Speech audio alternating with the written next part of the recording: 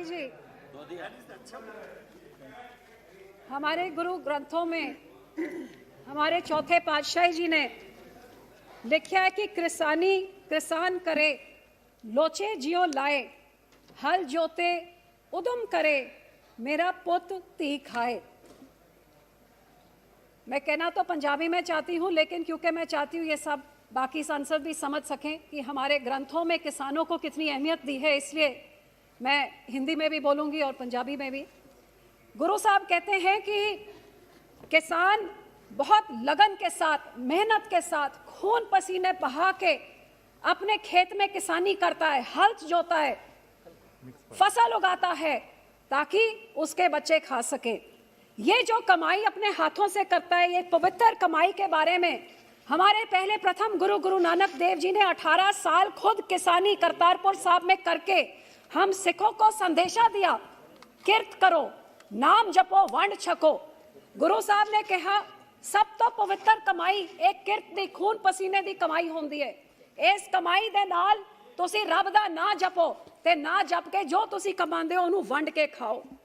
आज जो इतनी पवित्र कमाई करने वाले किसान हजारों की गिनती में, तादाद में हमारे पंजाब से आके जिन्होंने आंदोलन शुरू किया, आज वो दिल्ली की सरहद में 70-75 दिनों से ठिठुरती हुई ठंड हो, ओलाबारी हो, बारिश हो, वहां पे बैठे हुए हैं, क्योंकि 6 महीने से जो वो मांग रख रहे हैं, इस सरकार की कान बंद है, आंख बंद है और मुंह भी बंद है।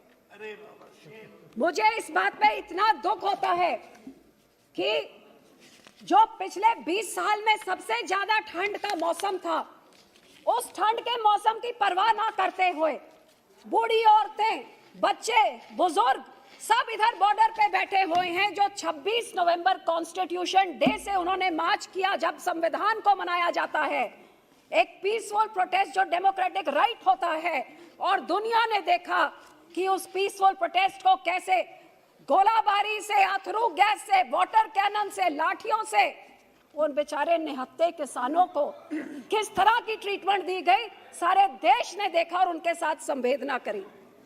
दिल्ली के बॉर्डर में रोक दिया गया, वो बेचारे 2.5 महीने से वहां पे आराम से बैठ गए, पेशेंटली और शांतमय तरीके से उन्होंने अपना आंदोलन चलाया। आंदोलन क्या था सर? आज जब सारे देश और दुनिया में सब उस अन्नदाता के साथ जुड़े हुए हैं जो बिल्कुल पीसफुल तरीके से, चाहे कोई टीचर हो, लॉयर हो, डॉक्टर हो, नौजवान हो, कोई दुकानदार हो, सब उनके साथ संवेदना रख के 2.5 महीने से उनके बीच में उधर गए और उन्होंने अपना सपोर्ट दिया। लेकिन कितनी हैरानी की बात है कि जिसको वो अपनी संवेदना बताना चाहते हैं, अपना दर्द बताना चाहते हैं, इस सरकार का एक नुमाइंदा उन तक पहुंच नहीं कर सका। आज उस आंदोलन में 100 किसान ने अपनी जान कुर्बान कर दी, शहीद कर दी अपनी आवाज सुनाने के लिए। लेकिन उनकी कुर्बानी का सर ये इंसान है, ये हिंदुस्तानी है, ये हमारे अन्नदाता हैं जो 150 से ज्यादा मर गए हैं, लेकिन राष्ट्रपति अभिभाषण में इनके बारे में एक संवेदना की लाइन नहीं। मन की बात होती है, बहुत कुछ बोला जाता है, राष्ट्रपति का अभिभाषण होता। हाँ, 6 साल में थी, मैं बिल्कुल थी, मैं आ रही हूँ उसमें, लेकिन जब सरकार ही इनह्यूमन हो जाती है, जब संवेदना अपनों के प्रति नहीं प्रकट कर सकती, फिर उस सरकार में रह के करना क्या है? इसलिए छोड़िए उस सरकार को। सर, इनकी मांग क्या है? 5 जून में आ रही हो भैया, आप सुनते रहिए, सबका जवाब दूंगी, बेफिक्र रहिए। 5 जून को कोविड की आड़ में जब लोग घरों में बंद थे, एकदम एक ऑर्डिनेंस लाया गया, ना किसान से पूछा, ना सलाह मशवरा किया, ना उसने मांगा, पकड़ के उसके ऊपर थोप दिया गया ये ऑर्डिनेंस, जिससे किसान के मन में डर पैदा हो गया कि इस ऑर्डिनेंस के आने से मेरी एमएसपी खत्म हो जाएगी, मेरा मंडीकरण सिस्टम खत्म हो जाएगा, मैं अपने ही खेत में जब मेरी जमीनें पूंजीपतियों के हाथों में आ जाएगी, मैं मजदूर बन के रह जाऊंगा। किसान के मन में ये डर आ गया। सर, आज मैं इस सदन से मैं बताना चाहती हूँ, ये मेरे मंत्री साहब सब बैठे हैं यहाँ पे, जब ये ऑर्डिनेंस आया मैंने उस टाइम भी प्रार्थना करी पूरी कैबिनेट से कि आप इस ऑर्डिनेंस को पहले सलाह मशवरा करके लेके आइए, क्योंकि किसानों के मन में ये वहम है। लेकिन इसके बावजूद ये ऑर्डिनेंस बना दिया गया और मुझे विश्वास दिलाया गया कि इसको कानून बनाने से पहले इस किसानों की सारी संवेदनाओं को दूर किया जाएगा। आप देखिए कि कितनी हैरानी की बात कि यहाँ पे जब मेरे पार्टी के लीडर में ये जून में आता है, जुलाई में हम चिट्ठी लिखते हैं, हमें बोला गया बहुत अच्छा कानून है, आप लोगों के पास लेके जाइए। जब किसानों के पास लेके गई तो किसानों से उनकी संवेदना पता लगी, उनकी आशंकाएं पता लगी और वो एक चिट्ठी में डाल के जुलाई के महीने में खेतीबाड़ी मंत्री को भेजी गई, जिन्होंने कहा फिक्र ना करिए, ये सारी शंकाएं हम दूर करेंगे। लेकिन अब हमारी हैरानी देखिए कि सितंबर के महीने में मॉनसून सेशन आता है और सेशन आते सारी पहला बिल टेबल हो जाता है। ना किसान से बात करी, ना सलाह मशवरा किया। वो रेल की पटरियों में जून के महीने से पंजाब में आंदोलन रच रहा था। हाँ, ये कांग्रेस के बारे में भी जरूर कहूंगी, 2019 में जेएन के मुख्यमंत्री अमरिंदर सिंह ने पैरवाई करी होती तो ये 100 किसान जो 150 मर गए ये शायद आज जिंदा होते। ये इनकी भी देन है, इनकी देन है तो उनकी भी बराबर की देन है।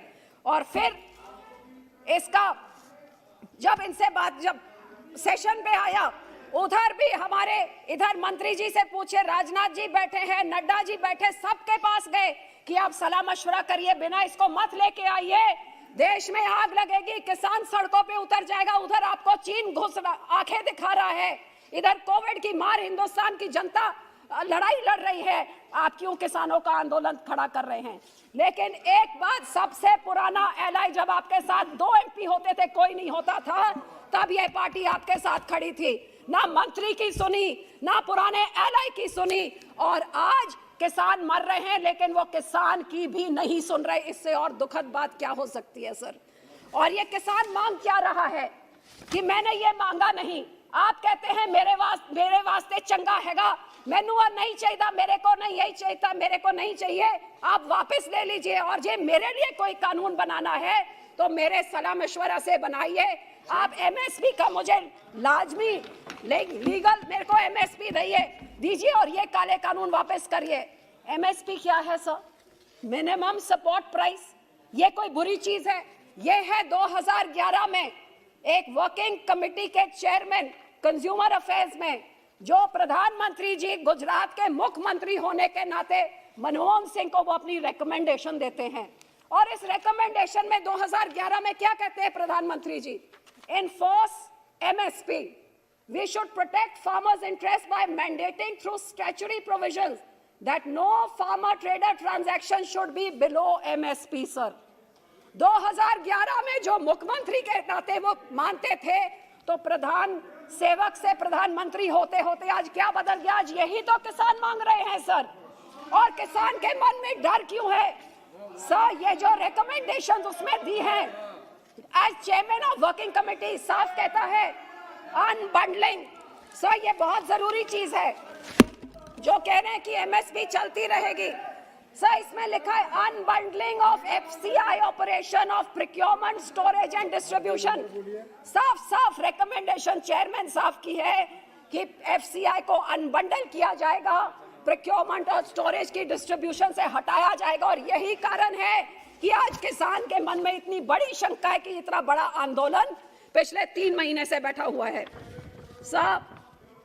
पर लेकिन इस सरकार की आप देखिए, इन्होंने कितना अहंकार कि पिछले 75 दिनों से ना ही किसी मंत्री को उधर भेजा, बल्कि ये आंदोलन शुरू होते सारे शुरू हो गया, ये बिचौलियों का आंदोलन है, फिर ये माओइस्ट का हो गया, फिर ये नक्सल का हो गया, फिर ये आतंकवादी का हो गया, खालिस्तान का। ये बैठे हैं मंत्री एमपी, एक कहते थे पाकिस्तान और चाइना से ये हो रहा है, वो बैठी है मेरी बहन जो कहती थी ये तो आतंकवादियों का AK-47 लेके बैठे। भैया कौन सी AK-47 की खेती करता है कौन सा किसान?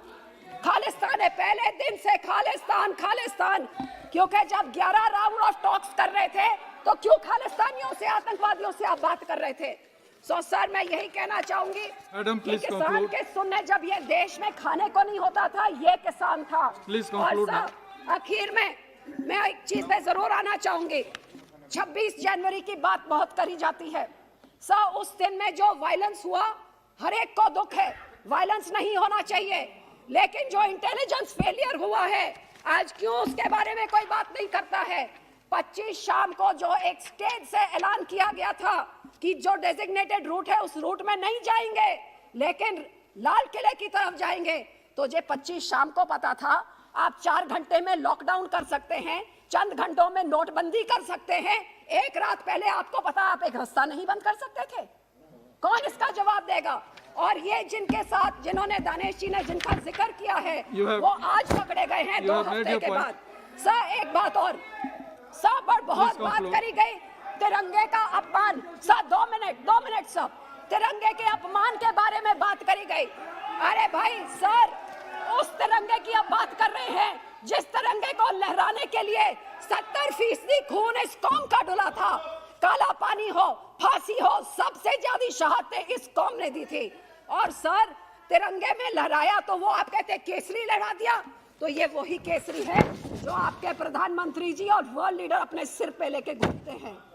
उस निशान साहिब को आपने केसरी को कटहरे में खड़ा कर दिया, जिस केसरी करके सा हमारे 9वें गुरु ने ठीक लाल किले के सामने, ये एक सीट ऑफ ऑपरेशन है हमारे लिए, सीट ऑफ टिरनी है, जहां से हमारे 9वें गुरु की शहादत का ऐलान किया गया था। और क्यों शहादत हुई थी? आपके जनेऊ और तिलक को बचाने के लिए हमारे गुरु ने शहादत दी कि कैसे हमारे गुरु आपके हैं तो फिर उनके, और वो केसरी लहराने के लिए आज आपके गुरु बन गए, आज आपके बन गए। और मैडम प्लीज कंक्लूड नाउ। के बच्चों को 400 साल बाद ये लोग आतंकवादी कह के उस केसरी को कटहरे पे खड़े कर रहे हैं। ये कहाँ का इंसाफ है सर? Last line. और साहब जो जर्नलिस्ट सही कहानी बताए तो ये बोल रहे थे कि क्या था भाजपा के गुंज का हाथ। पूछ ले मनदीप पुनिया से, खोल लीजिए वेबसाइट, एक एक आपके भाजपा का वर्कर क्या कर रहा था बताया जाएगा। और ये फिर भी कोई शक है, दलितों की बात की जाती है। ये 24 साल के एक दलित वर्कर जिसको पकड़ के बंद कर दिया है और उससे क्या सेक्सुअल मिसट्रीटमेंट करी जा रही है पुलिस 26 तारीख से। और सर आखिर से बोलना था, जो बोलने की बात थी राष्ट्रपति अभिभाषण में कि we will put an end to barbarism. ये क्या बार्बेरिज्म है? स्टेट स्पॉन्सर्ड बार्बेरिज्म कि एक निहत्था लड़का रंजीत सिंह जो एक घर में आग लगाने, औरतों के टेंट में आग लगाने से पुलिस को रोकता है, I'll call the next speaker. ऐसे टूट पड़ते हैं। I'll call the next speaker. ये है आपकी हनुमान बेनीवाल जी। राष्ट्रपति जी बहुत बोलते हैं। हनुमान बेनीवाल जी, no more, it's okay, this is not। मैं बेनीवाल जी,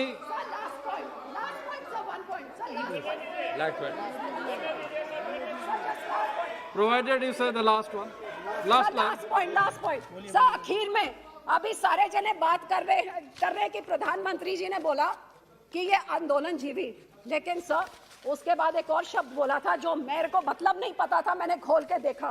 वो कहते हैं परिजीवी। परिजीवी मतलब पैरासाइट।